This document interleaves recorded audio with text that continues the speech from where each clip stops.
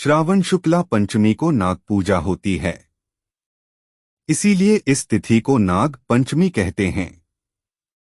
इस व्रत के प्रभाव से मनुष्य को सर्पों का भय नहीं रहता। पूजा विधि। श्रावण शुक्ला पंचमी को नाग की मूर्ति बनाकर पूजा की जाती है। घर के द्वार पर दोनों ओर 5 फणों वाले नाग को गोबर से बनाकर दधी, दूर्वांकुरों, कनेर, मालती, मिली चंपा के पुष्पों, गंधों, अक्षतों, धूपों तथा मनोहर दीपों से उनकी विधिवत पूजा की जाती है।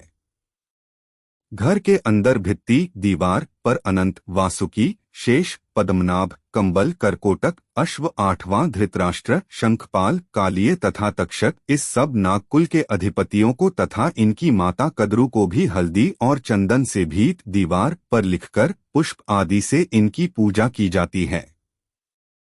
दूध, भुने हुए चने, धान का लावा तथा जौ अर्पित किए जाते हैं। नागों की पूजा कर यह प्रार्थना करनी चाहिए, सर्वे नागा प्रियंता में ये केचित पृथिवीतले, ये च हेलिमृचिस्था येंत्रे दिवि संस्थिता, ये नदीषु महानागा ये सरस्वती गामिन, ये च वापीत दागेषु तेषु सर्वेषु वैनम। अर्थ: जो नाग पृथ्वी में, आकाश में, स्वर्ग में, सूर्य की किरणों में, सरोवरों में, वापी, कूप, तालाब आदि में रहते हैं, वे सब हम पर प्रसन्न हों, हम उनको बार बार नमस्कार करते हैं। इसके बाद ब्राह्मणों को भोजन कराए और स्वयं अपने कुटुंबियों के साथ भोजन ग्रहण करें। सबसे पहले मीठा भोजन करें, उसके बाद अन्य भोजन करें। नागपंचमी महात्म्य। ईश्वर बोले हैं महामुने, अब श्रावण मास के शुक्ल पक्ष में पंचमी तिथि को जो व्रत करणीय है उसे मैं बताऊंगा, आप उसे सुनिए। चतुर्थी को एक बार भोजन और पंचमी को नक्त भोजन, रात के समय भोजन करे। स्वर्ण, चांदी, काष्ठ अथवा मिट्टी का 5 फणों वाला सुंदर नाग बनाकर पंचमी के दिन उस नाग की भक्तिपूर्वक पूजा करनी चाहिए। द्वार के दोनों ओर गोबर से बड़े बड़े नाग बनाए और दधी, दूर्वांकुरों, कनेर, मालती, मिली चंपा के पुष्पों, गंधों, अक्षतों, धूपों तथा मनोहर दीपों से उनकी विधिवत पूजा करे। तत्पश्चात ब्राह्मणों को घृत, मोदक तथा खीर का भोजन कराएं।